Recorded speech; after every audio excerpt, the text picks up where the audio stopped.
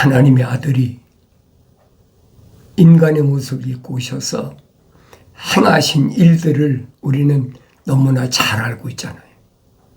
유대인들은 직접 눈으로 봤으니까 너무나 잘 알고 있지.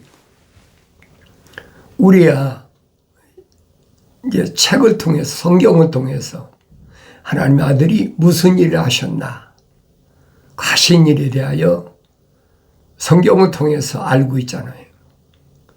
그건 왜 역사적인 사실이니까 부인할 수 없는 일이다.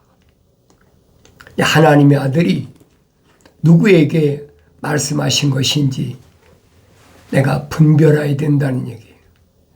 유대인들에게 하신 말씀인지 아니면 하나님의 아들이 선택한 사도들과 제자들에게 하신 말씀인지 성경을 읽으면서 내가 구분해야 되죠. 만약에 하나님이 보내신 하나님의 사람, 하나님의 아들이 그렇게 설명하잖아요. 나는 아버지의 사람들에게 아버지의 말씀을 주었습니다. 그렇죠. 그럼 아버지의 사람이 누구냐 이 말이에요. 유대인들은 다 하나님의 아버지의 사람이냐? 그게 아니라는 거예요. 그 정면으로 부인하는 거 아닙니까? 그럼 누구만 하나님의 아버지의 사람이고 누구는 하나님의 아버지의 사람이 아니냐? 하나님의 아들이 분별하시는데 내가 거기에 토시를 달아서 이렇고 저렇고 할 아무런 이유가 없지요. 아니 그렇다면 그것은 사탄 마귀가 하는 짓이에요. 2000년 전에도 하나님의 아들이 하시는 일들이 못마땅해가지고 그저 사사건 꺼나서 시비하고 사사건 꺼나가지고 트집 잡고 유대인 사회에서 그게 일이잖아요. 바리새인들이나 서기관들이나 모든 사람들이 한결같아. 그러나 하나님의 아들은 개의치 않으시잖아요. 그들이 뭘 말하든 언제든지 포인트를 어디다 맞추느냐? 계명에 맞추잖아요. 율법에 맞추고 있다 계시단 말이에요. 그러니까 유대인들에게 주신 것이 뭐냐? 계명 아닙니까? 그 계명의 참된 이치를 모른다는 얘기예요. 말씀드리잖아요. 계명의 하위법, 막 규례나 율례나 실질 생활법이 뭐냐? 그 율법이라는 얘기예요. 그 600여 가지 아닙니까? 근데 그거를 누가 다 지키고 사느냐? 지키고 살 사람이 없지요. 그러니까 하나님의 아들이 직접 육신을 입고 오셔서 예수 안에 거하는 자만 그 죄에서 율법에서 해방시켰다. 사도 바울이 설명하잖아요. 율법이 없을 때는 편했다는 거예요. 왜? 죄가 안 나타나니까. 그런데 율법이 오고 나니까 죄가 살아났다. 사도 바울이 그렇게 표현하잖아요. 율법이 없을 때는 제멋대로 살았죠. 유대인인데도 그 상관없는 거죠. 그러니까 유대인 사회가 유대교가 얼마나 한심하고 피폐되어 있는지를 단적으로 보여주는 모습이에요. 계명을 가장 우선적으로 지켜야 되고 그 요시야 왕 때도 마찬가지잖아요. 성전을 개수한다. 그전까지는 하나님의 성전에 엉망진창이었으니까 그 말로 어떻게 표현합니까? 거기다 베라벨, 바알, 아세라, 베라엘 신상들을 다 세워놓고 벨짓들 다 하잖아요. 근데 요시야 왕 때는 요시야가 깨끗이 청소를 다 하고 오히려 하나님이 저는 수리하다. 수리하다 보니까 거기 뭐가 발견했냐? 율법책이 발견됐어. 그러니까 그때까지는 율법책은 팽개쳐 버렸다는 거죠. 그러니까 제 마음대로 율법의 엄연히 책으로 기록되어 있는데도 그 상관하게 개의치 않는 거예요. 자기들 마음대로 그냥 우상 섬기는 걸로 별의별 짓을 다 하고 살았어. 그런데 하나님의 성전을 수리하다 보니까 수리공이 책 한 권을 발견했는데 보니까 그 책이 모세가 쓴 율법이란 말이에요. 그게 뭡니까? 토라잖아요, 토라. 그러니까 그 율법책을 제사장이 인부한테 받아가지고 요시야 왕한테 오니까 요시야 왕한테서 읽어주잖아요. 낭독하니까 요시야 왕이 막 옷을 찢으면서 너무 기가 막힌 거예요. 세상에 이런 자기 조상들 모릅니까? 자기 아버지, 할아버지가 얼마나 엉터리로 살았나. 그 율법책을 앞에다 펴놓고 옷을 찢으면서 자복하잖아요. 그러면서 이제는 율법대로 시행한다. 그래가지고 한동안 율법대로 시행했잖아요. 그러니까 성경에 그렇게 기록되어 있어요. 6월절의 행사를 역대 어떤 왕보다도 가장 성대하게 치렀다. 그러니까 백성들도 이제 막 신바람이 난 거예요. 왜? 하나님의 말씀이 모세가 쓴 율법책이 발견됐기 때문에. 그런데 그 기간 동안은 그렇게 편안하고 좋았는데 선지자가 요아스 왕이 북이스라엘 왕 전쟁하는데 참여하려고 그러니까 참여하지 말라고 가지 말라고 그러는데 그거 거절해 버리잖아요. 왜? 너무 든든하게 세워져 있으니까 이제 아나무인이 돼 버렸어. 하나님의 종 선지자도 우습게 얘기해 버린 거예요. 그리고 전쟁에 나갔다가 즉사했잖아요. 그런 걸 내가 성경을 읽으면서 올바로 보라 이 말이에요. 내가 성경을 읽으면 어떤 시대에 어떤 사람이 어떤 위치에 있든 그 문제가 아니라 두 가지로 분별이 된다는 거예요. 어떻게? 어떤 사람은 하나님의 거룩하신 생명호흡이 들어온 사람이고 어떤 사람은 하나님의 거룩하신 생명호흡이 안 들어온 사람이에요. 또 하나님의 거룩하신 생명호흡이 들어왔더라도 어떤 사람은 왜 실패했나 이런 부분들이 보이는 거예요. 또 어렸을 때는 안 보이잖아요. 성장하여 보이죠. 젖 먹는 어린아이가 뭐 보입니까? 안 보이죠. 적어도 젖대고 육신도 그렇잖아요.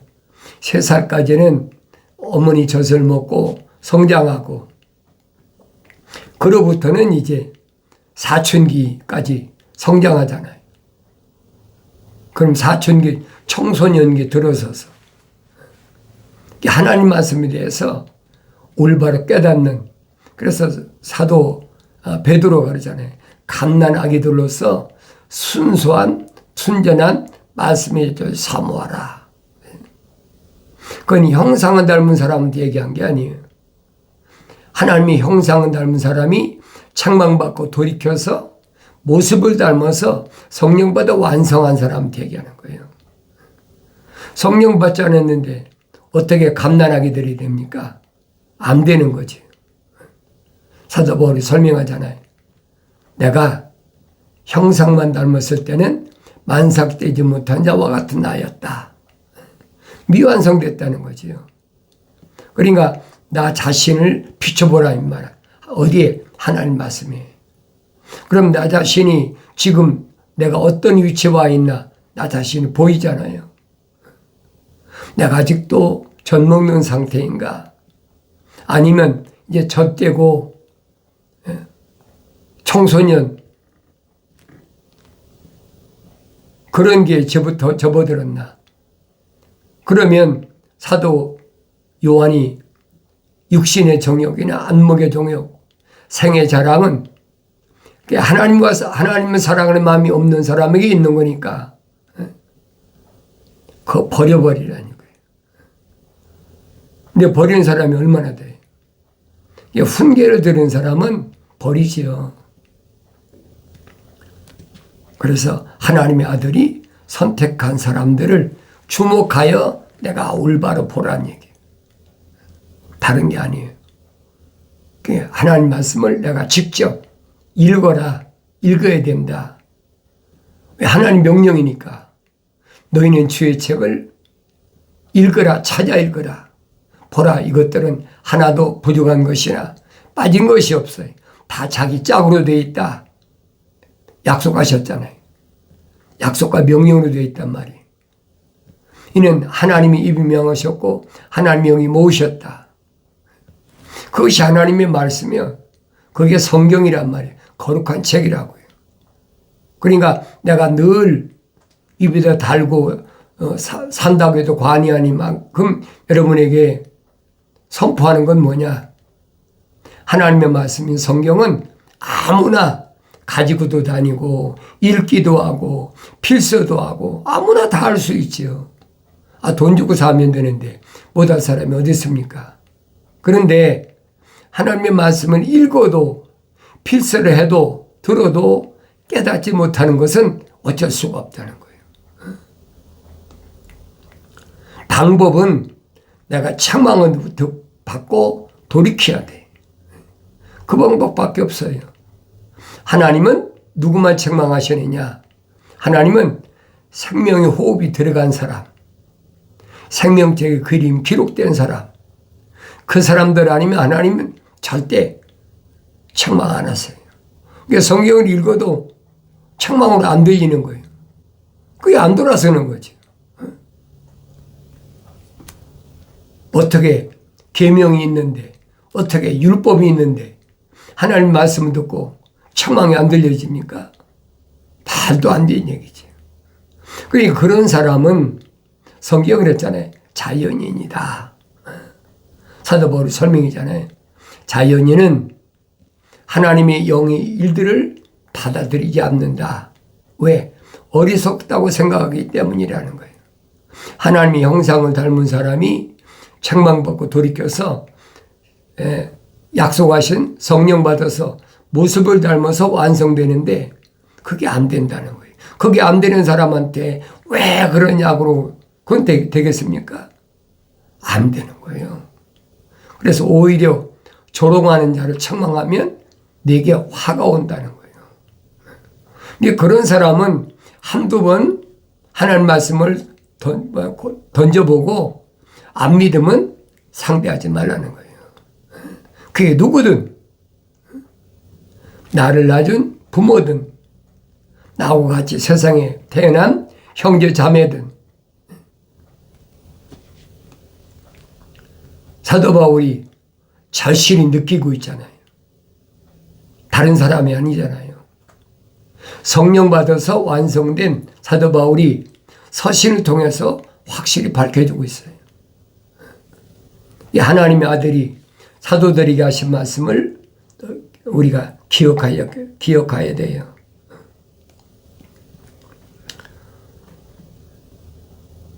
만일 내가 어느 누구도 하지 못한 일들을 그들 가운데서 행하지 아니하였더라면, 그렇죠? 어느 누구도 행하지 않은 일을 하나님의 아들이 행했잖아요.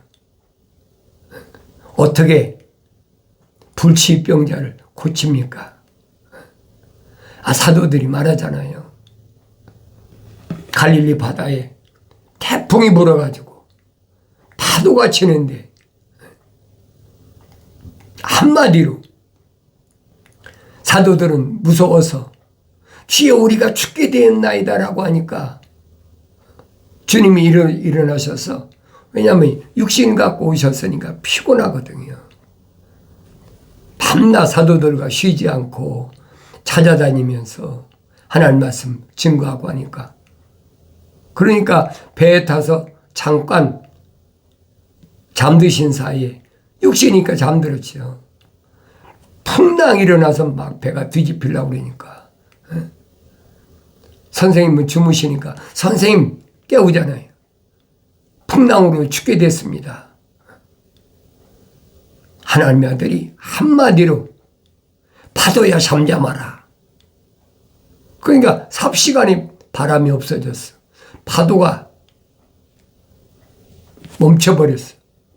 사도들이 깜짝 놀랐잖아요. 이가 누구길래 자연이 그 앞에 꼼짝하지 못하나.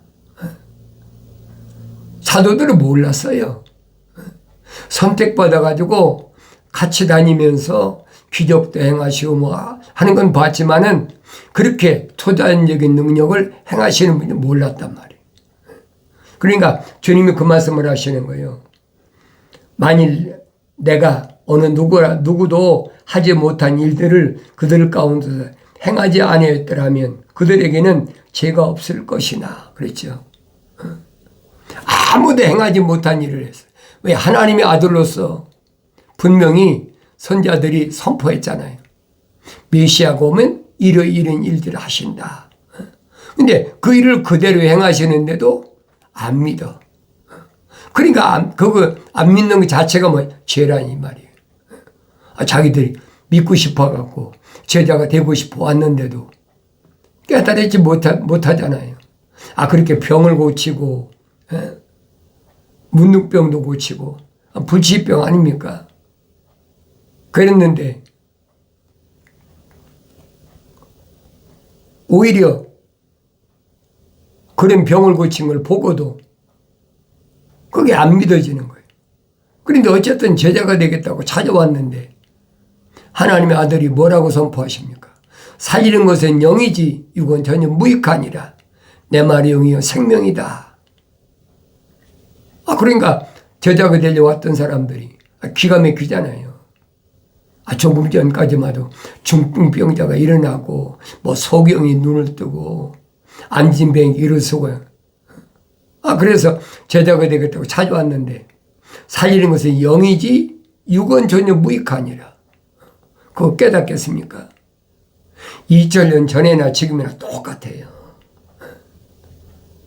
깨닫지 못하는 거죠. 그러니까 제자가 되겠다고 찾아온 사람들이 뭐라고 해요? 야, 참 어렵다. 그러고 다 돌아가 버리잖아요. 사도들에게 주님 말씀하시니 너희도 가려내냐? 왜 이해가 안 되니까. 너희도 가려내냐? 사도들이 대답은 뭐라고 말합니까? 영생의 말씀이 계시는데 우리가 어디로 가겠습니까? 영생의 말씀이 하나님의 아들 입에서 나온다는 얘기.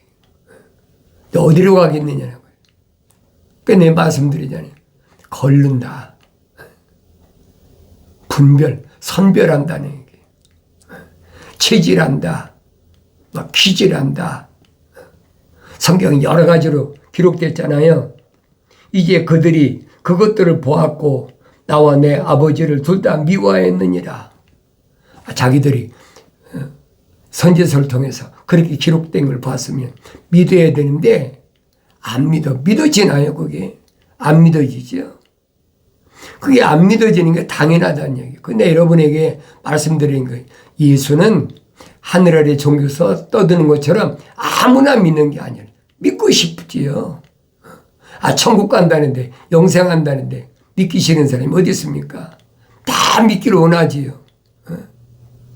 그러니까 막 그러잖아요. 쥐 소리쳐라. 부르짖어라. 부르짖으니까 애굽에 있던 이스라엘 백성이 출애굽시키지 않았느냐. 부르짖어라. 또 예레미야 33장에 봐요. 너희는 내게 부르짖어라. 내가 내게 응답하겠고 내가 알지 못하는 신비한 비밀도 알게 해준다. 그 성경에 기록되어 있으니까 그런 구절 가지고 사람들 부추기잖아요. 그 말씀은 누구에게 해당되냐면 하나님의 거룩하신 생명의 사랑의 호흡이 들어간 사람한테 해당되는 얘기예요.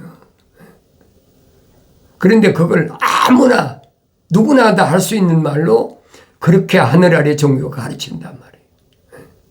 그래서 여러분들이 스스로 깨달으라고. 난 누구인가? 하나님의 아들이 선별법, 구별법을 설명했잖아요.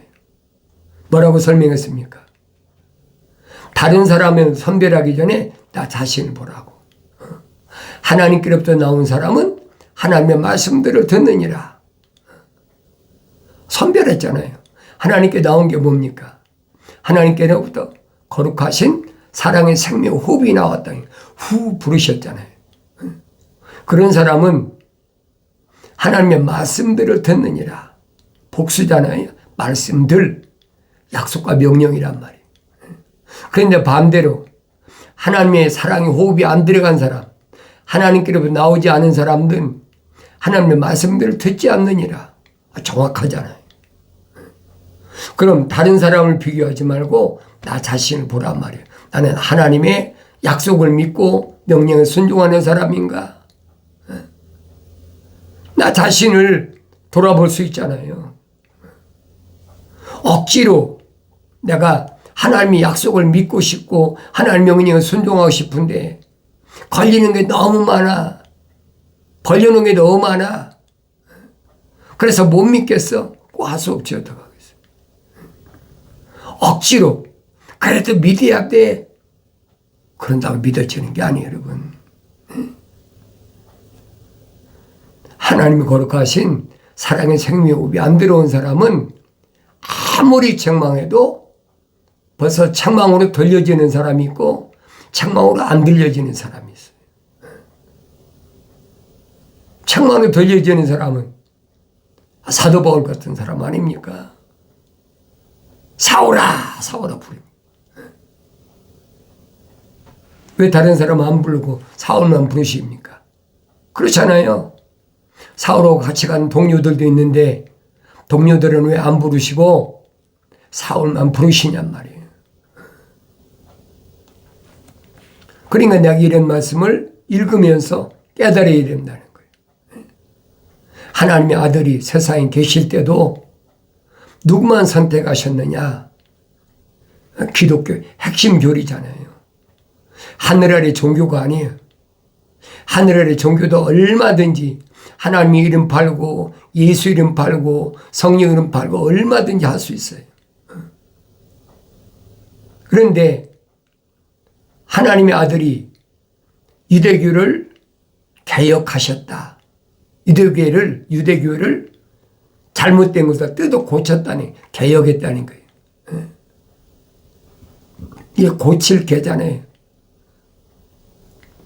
그러니까 뜯어 고쳤는데 그 고친 그게 어디까지냐? 그게 기독교 시작이란 말이에요. 하나님의 아들이 세우신 에클레시아, 부르심을 받은 자들 가운데 선택받은 사람들. 누구만 선택했어요? 베트로스, 돌, 반석이신 하나님의 아버지, 하나님의 아들과 동질성. 그 사람들만 선택하셨다는 거예요. 왜 그래요?